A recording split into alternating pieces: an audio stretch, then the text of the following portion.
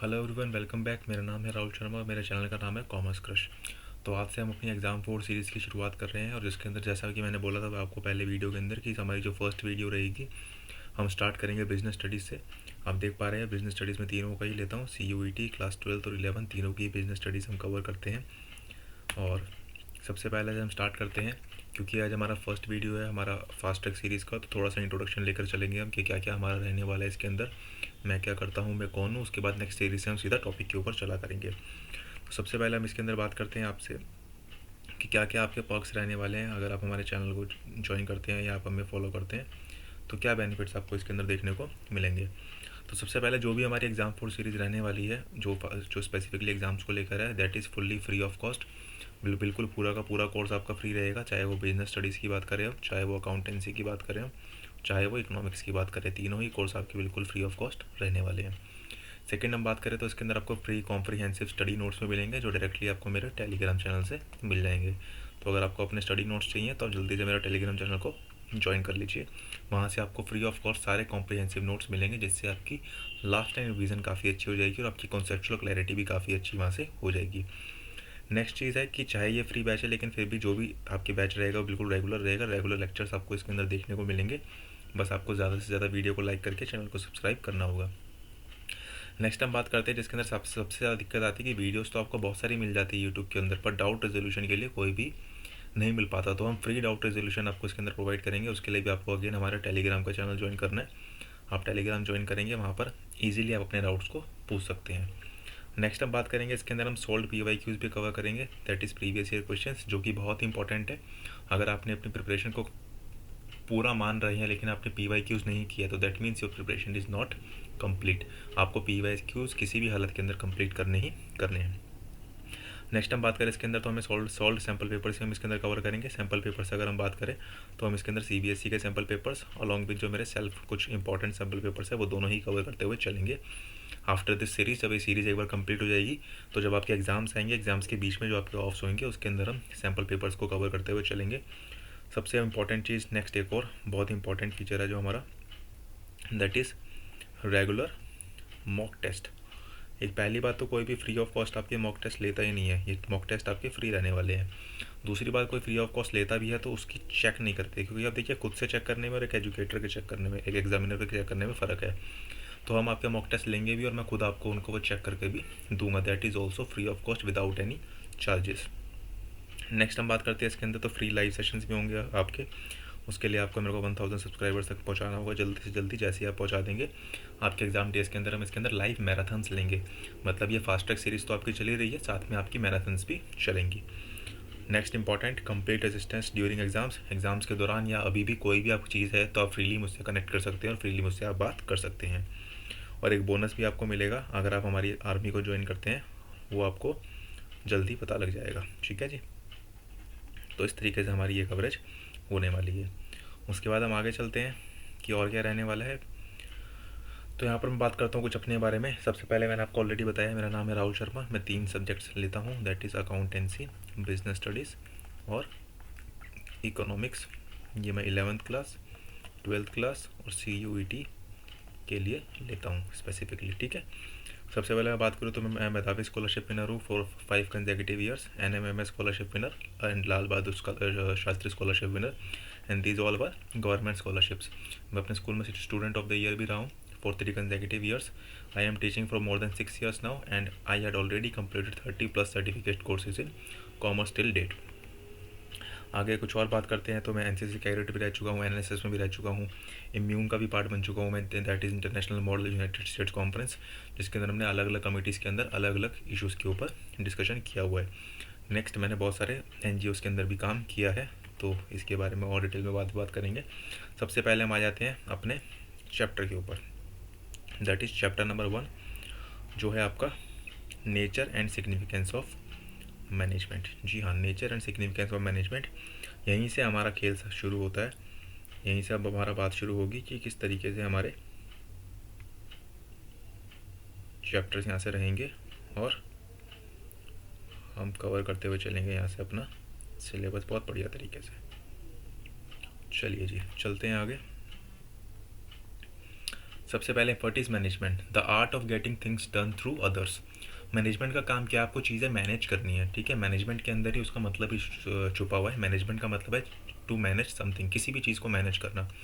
चाहे आप अपना वर्कलोड मैनेज करते हैं, चाहे आप अपना दिन का शेड्यूल मैनेज करते हैं, कौन सा सब्जेक्ट आपको कितनी देर पढ़ना है उसको मैनेज करते हैं, आपको घर पे अपना सामान कहाँ पर रखना है, कैसे रखना है, किस तरीके से रखना है, स्कूल में कौन से सब्जेक्ट की नोटबुक कब आपको लेके जानी है, कौन सी बुक्स कैरी करनी है, कौन सा प्रोजेक्ट कब सबमिट करना है, सारी चीज़ों को ये हम मैनेजमेंट के अंदर कवर करते हैं। तो in general terms to manage something is known as management.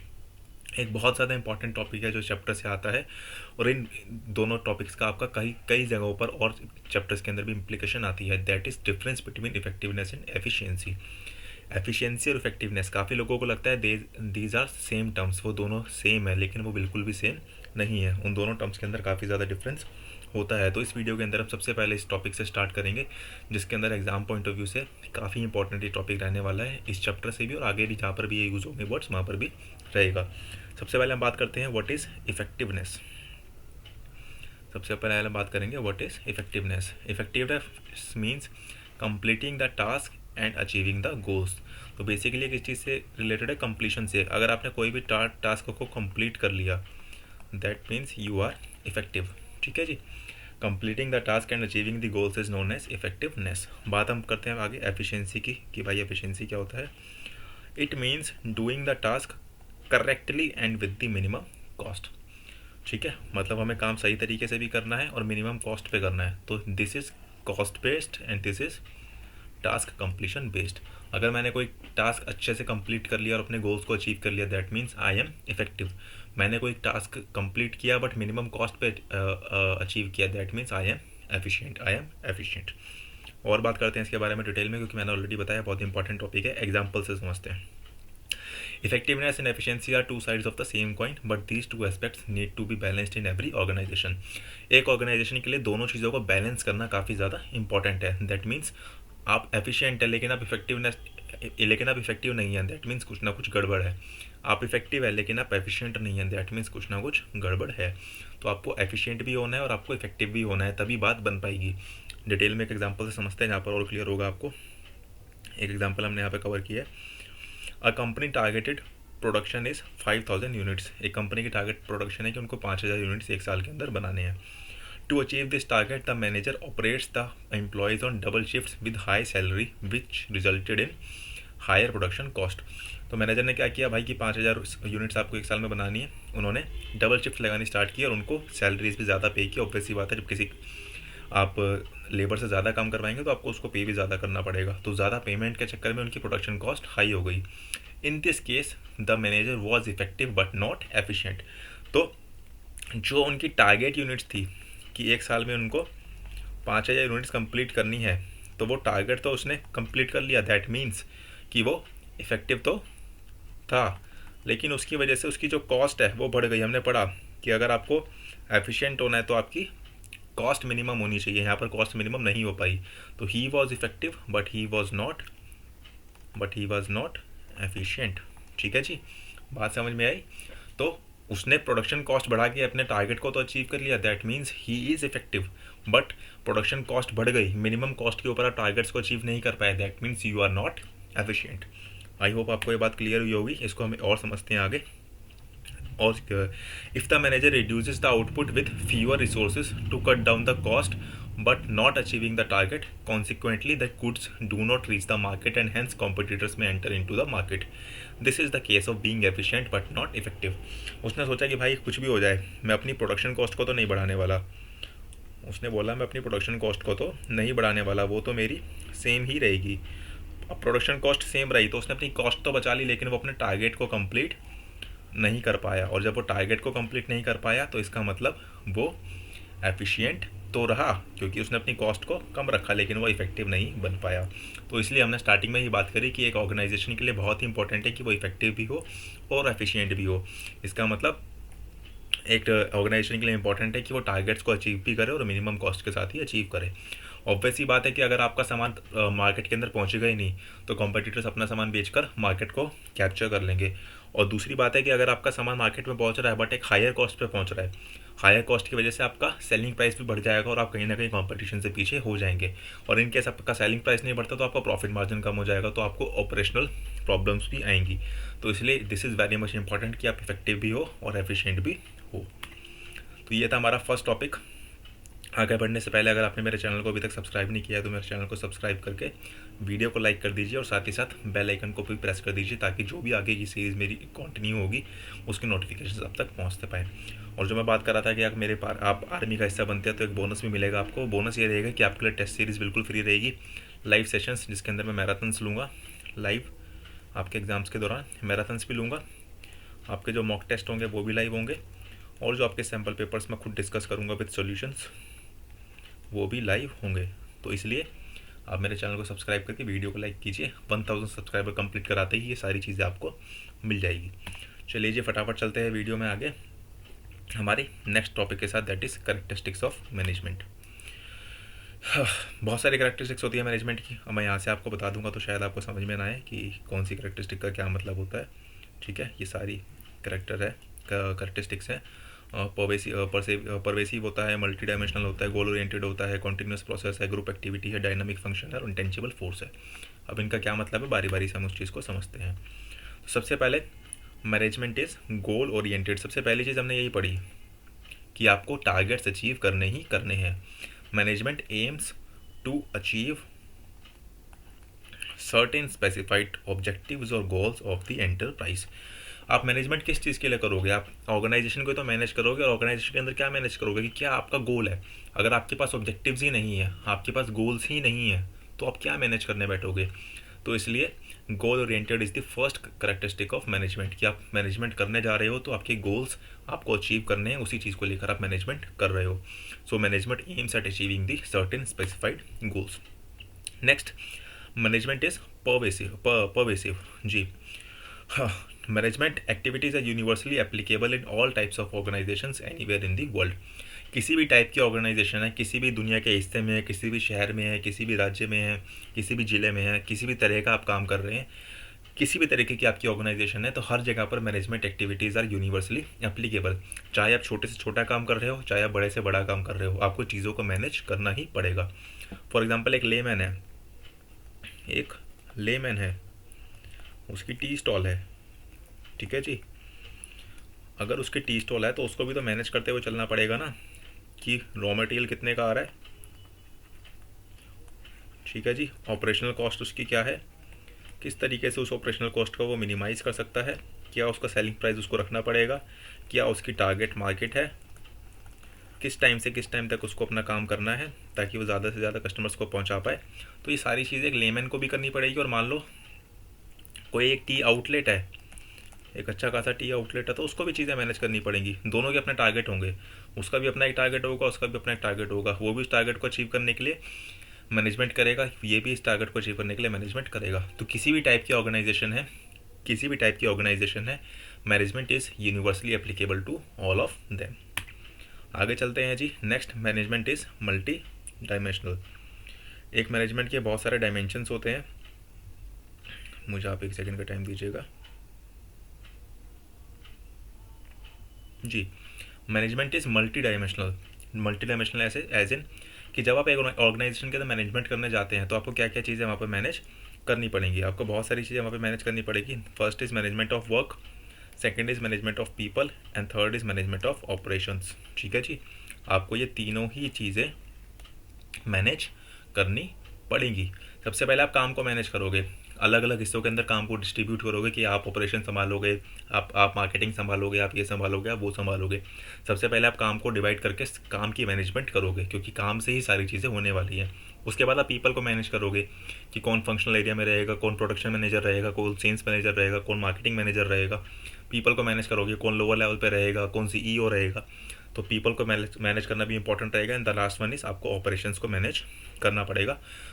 तो ये तीनों ही चीज़ें आपकी बहुत इंपॉर्टेंट है। ऑर्गेनाइजेशन के अंदर आप इन 3 चीज़ों को ही मैनेज करते हैं, उसी के अंदर आपकी बाकी सारी चीज़ें कवर अप होती हैं।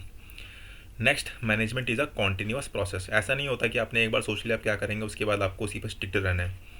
ठीक है, क्योंकि एक ऑर्गेनाइजेशन के अंदर डेली चीज़ें चेंज होती है, तो आपको उसको कॉन्टिन्यूसली करना भी पड़ता है। It involves planning, organizing, staffing, directing and controlling, जिसकी सेपरेट चैप्टर्स पे बाद में पढ़ोगे। सबसे पहले आप चीज़ों को प्लान करोगे, उसको ऑर्गेनाइज करोगे, उसके बाद स्टाफ करोगे, अपने स्टाफिंग करोगे, लोगों को लेकर आओगे, रिक्रूट करोगे, डायरेक्ट करोगे अपने चीज़ों को, और उसके बाद उसको कंट्रोल करोगे कि कोई भी दिक्कत कमी रह गई है तो किस तरीके से आप उसके अंदर आगे बढ़ सकते हैं। इस चीज़ को मैं भी बहुत डिटेल में एक्सप्लेन नहीं कर रहा हूँ, क्योंकि इनके पर्टिकुलर यूनिट्स के अंदर ही हम इनको डिवाइड जो है डिस्कस करेंगे, क्योंकि एक बहुत बड़े बड़े टॉपिक्स है अपने आप में। Then next is management is a group activity, बहुत इंपॉर्टेंट है। Management is a group activity, देख पा रहे हैं ना आप नीचे। ऐसा कब होता है? ऐसा तब भी होता है जब टीम इंडिया मैदान में उतरती है फील्डिंग करने के लिए। तो सबसे पहले वहाँ पे भी इंपॉर्टेंट है, टीम इंडिया भी एक ग्रुप एक्टिविटी करती है, और उसी तरीके से management is also a group activity. Goals and objectives of an organization can be effectively attend by a group rather than by an individual. अगर एक काम को आप इंडिविजुअल करने जा रहे हो, स्पेशली मैं ऑर्गेनाइजेशन की इस समय बात कर रहा हूँ, अगर आप एक काम को इंडिविजुअली करने जा रहे हो तो उसको अचीव करना कहीं ना कहीं काफ़ी ज़्यादा टफ होगा, काफ़ी ज़्यादा मुश्किल होगा, क्योंकि आपको सारी चीज़ें मैनेज करना पॉसिबल नहीं हो पाएगा। और वहीं एक ग्रुप ऑफ पीपल है, है, तो कंपैरेटिवली आपके लिए आसान हो जाएगा, क्योंकि जिसकी जिस चीज़ में एक्सपर्टीज़ है अब ये तो नहीं है ना कि आपकी मार्केटिंग में भी हो, सेल्स में भी हो, प्रोडक्शन में भी हो। हर किसी का एक तो एक्सपर्टीज़ लेवल अलग होता है, तो एक्सपर्टीज़ लेवल के हिसाब से वो उस एरिया के अंदर काफ़ी ज़्यादा बेटर कर पाएंगे। ठीक है। और दूसरी बात, एक इंसान है वो सारी चीज़ों को अकेला मैनेज नहीं कर सकता। ठीक है। जैसे अब वर्ल्ड कप की अगर बात करें, वर्ल्ड कप 2029 में क्या हुआ था, वहाँ पर रोहित शर्मा ने 5 सेंचुरीज मारी थी, उसके बाद भी वर्ल्ड कप नहीं ला पाए। रीज़न बीइंग वहाँ पर ग्रुप एक्टिविटी नहीं हो पाई। ठीक है। तो खाली एक बंदे के काम करने से कोई बात नहीं बनती, आपको ग्रुप एक्टिविटी करनी पड़ती है, और हर किसी की हर चीज़ में स्पेशलाइजेशन होती है। ठीक है। एक टीम के अंदर बैट्समैन भी होता है, बॉलर भी होता है, ऑलराउंडर भी होता है, विकेट कीपर भी होता है, कैप्टन भी होता है, हर किसी की अपनी स्पेशलाइजेशन है। तो स्पेशलाइजेशन के हिसाब से चलेंगे तो आपका मैनेजमेंट इफेक्टिवली और एफिशिएंटली कंप्लीट हो पाएगा। That's why management is a group activity to achieve the organizational goals. Then the next one, management is a dynamic function. Dynamic का मतलब क्या होता है? डायनामिक का मतलब क्या होता है? चेंजेस होते हैं जिसके अंदर कॉन्टिन्यूसली। ठीक है। Management principles are not static in all situations. Management के जो प्रिंसिपल्स है वो एक मतलब हर सिचुएशन के अंदर एक ही तरीके से एप्लीकेबल नहीं होते। एप्लीकेबल तो हर जगह होते हैं, हम ऑलरेडी पढ़ चुके हैं वो, कि management principles are universally applicable in all organizations, but वो सेम तरीके से हर जगह अप्लाई नहीं होते। It must be adopted according to the changing needs of the organization. हो सकता है ऑर्गेनाइजेशन की चेंजेस नीड्स जो है लगातार चेंज हो रही है, जिसकी वजह से हमें मैनेजमेंट को भी चेंज करना पड़ेगा। ठीक है जी। ठीक है जी। जैसे आपकी प्रोडक्शन टीम के अंदर अभी करंटली 5 मेंबर्स हैं, हो सकता है कि आपका प्रोडक्शन लेवल काफ़ी ज़्यादा इंक्रीज़ हो गया, तो उन 5 मेंबर्स के लिए उसको मैनेज करना शायद पॉसिबल ना हो, तो आपको उसके अंदर टीम्स अलग अलग बनानी पड़ेंगी। ठीक है। टीम को आप बड़ा करोगे, टीम लीडर को लेके आओगे आप, तो इस तरीके से आपको मैनेजमेंट को चेंज करना पड़ेगा। So management is a dynamic function which need to be changed with the need of the organization. And last but not the least, management is intangible. Intangible का मतलब क्या होता है भाई? सबने अकाउंट्स में पढ़ा होगा। इंटेंजिबल जिसको आप फील कर सकते हो, बट आप फिजिकली उसको देख नहीं सकते या टच नहीं कर सकते। ठीक है। That is intangible. So its presence is felt by the result of the organization, that is increase in profit. तो मैनेजमेंट का असर आपको देखने को मिलेगा सीधा इंटेंजिबली, जब आपका प्रॉफिट इंक्रीज हो रहा होगा, जब आपकी एफिशिएंसी इंक्रीज होगी, जब आपकी इफेक्टिवनेस इंक्रीज होगी, जब आपके फंक्शंस जो है कोलैप्स नहीं करेंगे एक दूसरे के साथ। तो this is a intangible process, जो आपको फिजिकली देखने को ना मिले, बट चेंजेस डेफिनेटली आपको उसके देखने को मिलेंगे, और पॉजिटिव आउटपुट्स आपको उसकी देखने को मिलेंगी। तो ये थी हमारी कैरेक्टरिस्टिक्स ऑफ मैनेजमेंट। ठीक है जी। थैंक यू सो मच इस सेशन को ज्वाइन करने के लिए। अगर आपको वीडियो अच्छी लगी तो चैनल को सब्सक्राइब करके वीडियो को लाइक ज़रूर कीजिएगा। साथ ही साथ मेरा टेलीग्राम चैनल को ज्वाइन कर लीजिएगा, ताकि जो भी आपकी नोट्स आपके बनते हैं वो सारे नोट्स आप वहाँ पर फ्री ऑफ कॉस्ट डाउनलोड कर पाएँ। ज़्यादा से ज़्यादा इस वीडियो को शेयर कीजिए अपने फ्रेंड्स के साथ। जैसे मैंने आपको ऑलरेडी बताया, 1000 सब्सक्राइबर्स कंप्लीट होते हैं, बहुत सारे आपको बेनिफिट्स इसके अंदर मिलेंगे, और उन बेनिफिट्स को आप डायरेक्टली अवेल कर पाएंगे, ताकि बेटर तरीके से आप एग्ज़ाम्स के अंदर आगे बढ़ पाएँ। आई होप कि आपको वीडियो अच्छी लगी होगी। कोई भी इंप्रूवमेंट अगर आप मेरी तरफ से चाहते हैं तो आप उसके अंदर कमेंट के अंदर ऐड ऑन कर सकते हैं। आप अपना फीडबैक दे सकते हैं कि आपको वीडियो कैसा लगा, और कोई भी रिक्वायरमेंट है आपकी तो कमेंट के अंदर आप मुझसे वहाँ पर पूछ सकते हैं। So thank you so much for joining my video, for watching my video and for joining my channel as well. Keep growing, keep learning and keep exploring. Jai Hind.